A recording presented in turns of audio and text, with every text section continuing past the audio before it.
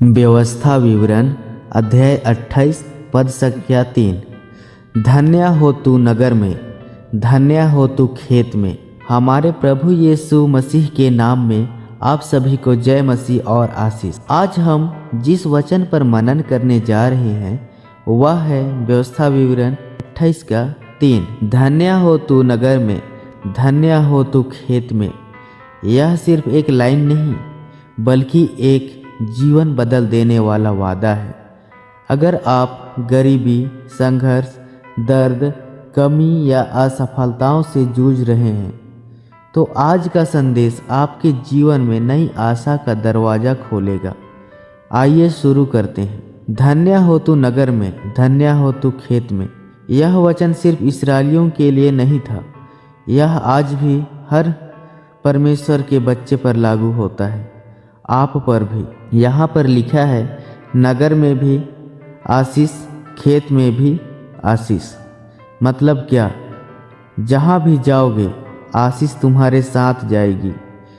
जगह नहीं, आपका आशीषित होना मायने रखता है। लोग सोचते हैं अगर मैं शहर चला जाऊं तो ज़िंदगी बदल जाएगी, अगर गांव छोड़ दूं तो सब ठीक होगा। लेकिन परमेश्वर कहता है, तुम जहाँ भी रहोगे मैं अपनी आशीष वहाँ भेज दूंगा। परमेश्वर की आशीष ऐसे होती है, दरवाजे अपने आप खुलते हैं, लोग बिना मांगे मदद करते हैं, काम में बढ़ोतरी होती है, घर में शांति रहती है और जीवन में तरक्की दिखाई देती है। दुनिया रोकने की कोशिश करेगी, लेकिन लिखित है, अगर परमेश्वर तुम्हें धन्य ठहराता है तो कोई मनुष्य उसे रोक नहीं सकता। आज के समय में नगर और खेत का मतलब सिर्फ लोकेशन नहीं है। नगर आपकी सोशल लाइफ, नौकरी, बिजनेस, समाज, और खेत आपकी आय, मेहनत, प्रोजेक्ट और कैरियर।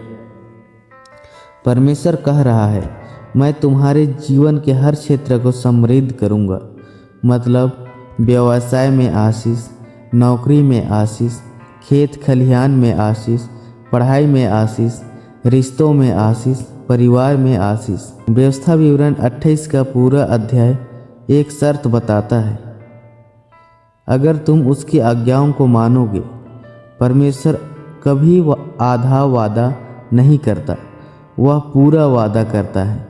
लेकिन हमसे सिर्फ इतना चाहता है, सत्य, विश्वास, आज्ञाकारिता, पवित्रता और धन्यवाद का जीवन। जब आप परमेश्वर पर भरोसा करते हैं तब परमेश्वर अपने आसमान के खजाने खोल देता है। आपने देखा होगा, कुछ लोग बहुत साधारण जगह से आते हैं लेकिन उनकी तरक्की देखकर लोग दंग रह जाते हैं। क्यों? क्योंकि उनके जीवन पर परमेश्वर की आशीष होती है। हो सकता है कि आपके पास ज़्यादा पैसे ना हो, घर बहुत बड़ा ना हो, नौकरी छोटी हो, लेकिन अगर परमेश्वर आपके साथ है तो वह छोटे से बीज को भी जंगल बना सकता है। याद रखिए, आशीष का स्रोत जगह नहीं बल्कि परमेश्वर है। हर दिन वचन पढ़ें। वचन वह कुंजी है जो आशीष के दरवाजे खोलती है। प्रार्थना में समय बिताएं। परमेश्वर के साथ का फेलोशिप आपकी आत्मा को शक्ति देता है। पाप से दूर रहें। जिस चीज़ से परमेश्वर दूर हो उससे आपको भी दूर होना चाहिए। दया और प्रेम का जीवन जिए। आशीष हमेशा उन पर आती है जो दूसरों को आशीष देते हैं। विश्वास से डटे रहें।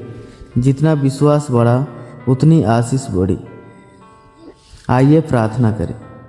हे परमेश्वर, जो भी यह संदेश सुन रहा है, उनके नगर को, उनके खेत को, उनके घर को, उनके परिवार को, उनके व्यवसाय को, उनकी नौकरी को और उनके हर कदम को तू आशीषित कर।